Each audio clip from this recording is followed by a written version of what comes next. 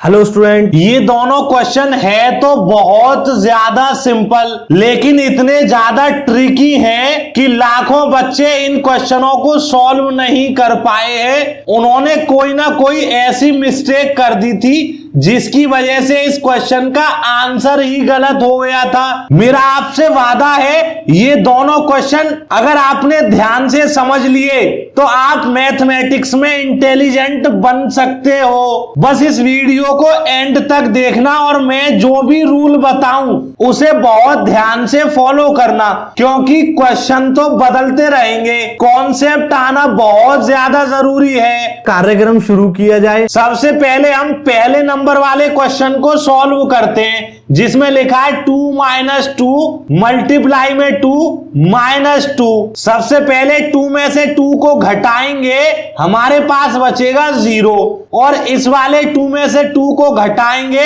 तो हमारे पास बचेगा 0 और 0 का मल्टीप्लाई 0 में करेंगे तो तब भी 0 ही आएगा। जब हमने इस क्वेश्चन को सॉल्व किया आंसर 0 आया। चलिए इस आंसर को ऑप्शन में मैच कराकर देखते हैं। हमारे पास 4 ऑप्शन दिए हैं ए बी सी डी, लेकिन 0 किसी में भी नहीं लिखा हुआ है। तो क्या हमने इस क्वेश्चन को गलत सॉल्व कर दिया है? जी हाँ, हमने इस क्वेश्चन को गलत सॉल्व कर दिया है। ये इस प्रकार से सॉल्व नहीं होगा। ये दोनों क्वेश्चन एक बहुत ही ज्यादा खास रूल से सॉल्व होंगे। उस रूल का नाम है डी मास रूल। डी का मतलब होता है डिवाइड, जिसे हिंदी में भाग कहते हैं। एम का मतलब होता है मल्टीप्लाई, जिसे हिंदी में गुणा कहते हैं। ए का मतलब होता है एडिशन या प्लस, जिसे हिंदी में जोड़ कहते हैं।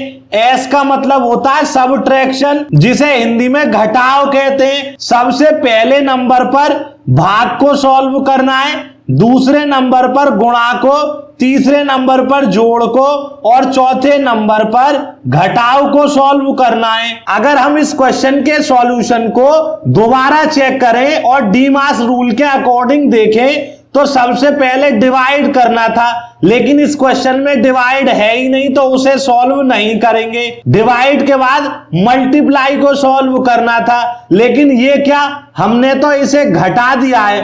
2 में से 2 को घटाया था तब 0 बचाया था, इसीलिए हमारा आंसर गलत आया था। तो फिर हम इसी क्वेश्चन को दोबारा सॉल्व करते हैं। सबसे पहले मल्टीप्लाई करेंगे, बाकी क्वेश्चन को ऐसा ही लिख देंगे। 2 का मल्टीप्लाई 2 में करेंगे 4 आएगा। अगले स्टेप में हमें एडिशन करना पड़ेगा, लेकिन एडिशन प्लस तो इसमें है ही नहीं तो माइनस करेंगे। माइनस का 4 और माइनस का 2 जुड़ जाएगा, लेकिन माइनस का ही सिंबल आएगा, माइनस का 6 हो जाएगा। अब यहां पर आप एक और रूल समझिए, जैसे मेरे पास यहां लिखा है 2, क्या इसके आगे कोई सिंबल लगा है? नहीं लगा है, लेकिन ये फिर भी प्लस का है। प्लस का सिंबल लगा दो या मत लगाओ, वो प्लस में ही रहता है। ऐसे ही यहां पर ये लिखा था 2, हमने इसके आगे प्लस लगा दिया और ये है -6। अब 2 में से 6 को हम कम नहीं कर सकते, तो हम 6 में से 2 को कम करेंगे, हमारे पास बचेगा 4 और जो भी 6 का चिन्ह होगा उसे लगा देंगे। सेम क्वेश्चन को दोबारा सॉल्व किया तो आंसर -4 आया। अब इस आंसर को ऑप्शनों में मैच कराते हैं, लेकिन ये क्या, फिर भी किसी ऑप्शन में हमारा -4 आंसर मैच नहीं हुआ। तो इसका मतलब क्या हमने फिर से इस क्वेश्चन को गलत सॉल्व कर दिया है? नहीं, इस बार हमने क्वेश्चन को सही सॉल्व किया है। बस हमें ऑप्शनों को स्टडी करने की जरूरत है। देखो स्टूडेंट, टीचर बहुत ज्यादा चालाक होते हैं। कभी कभी बच्चों को कंफ्यूज करने के लिए वो ऑप्शनों को थोड़ा सा ट्रिकी रख देते हैं ताकि स्टूडेंट कंफ्यूज हो जाएं और गलती करें। जैसे पहला ऑप्शन है 1 स्क्वायर।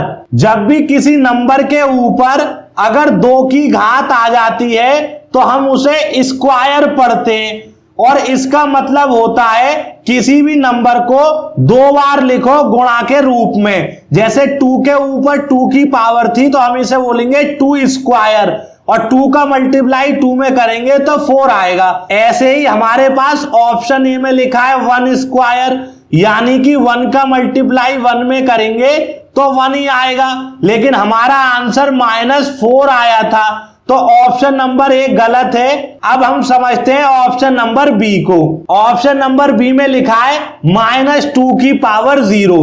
यहां पर आप एक और बात ध्यान से समझिए, अगर कोई भी नंबर है और उसके ऊपर पावर 0 लगी है तो वो 1 के बराबर होगा। जैसे अगर मेरे पास लिखा है 1000, अब देखो कितना बड़ा नंबर है, लेकिन अगर मैंने इसके ऊपर पावर 0 लगा दी तो वो 1 के बराबर होगा। ऐसे ही यहां पर लिखा है 2⁻0, तो 2⁻0 1 के बराबर होगा, माइनस आगे लगा देंगे, लेकिन हमारे पास तो आंसर -4 आया था, ऑप्शन बी में -1 आ रहा है, तो ऑप्शन बी भी गलत है। ऑप्शन सी में लिखा है 2⁻1, 2⁻1 2 ही होगा, तो ये भी ऑप्शन नंबर सी भी गलत है। अब बचा हमारे पास लास्ट ऑप्शन डी, -2⁻2। देखो मैंने अभी आपको बताया था किसी भी नंबर के ऊपर अगर पावर 2 लगी होती है तो उसे स्क्वायर बोलते हैं, तो इसे बोलेंगे -2²।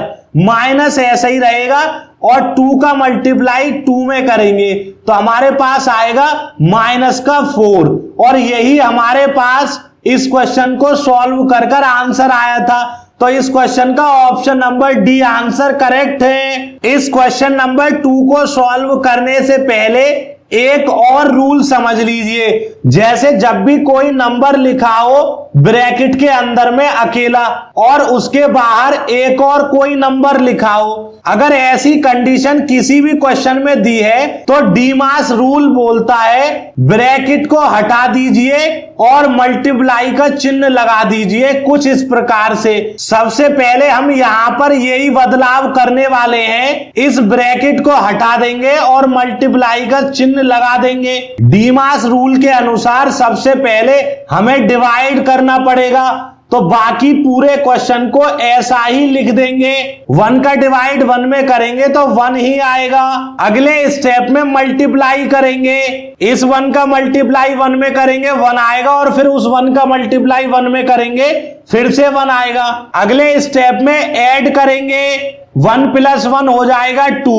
अगले स्टेप में से 2 में से 1 को सब्ट्रैक्ट कर देंगे। दूसरे क्वेश्चन को डीमास रूल लगाकर जब हमने सॉल्व किया तो हमारे पास आंसर 1 आया है। अब हम चेक करते हैं 1 आंसर कौन से ऑप्शन में है, बी ऑप्शन में है, तो हमारा बी ऑप्शन करेक्ट होगा। अब जाते जाते होमवर्क में एक और मजेदार क्वेश्चन को लेकर जाइए। 1 divided by 1 divided by 1 divided by 1, correct answer आप मुझे कमेंट बॉक्स में जरूर बताइएगा, मैं इंतजार कर रहा हूं। धन्यवाद।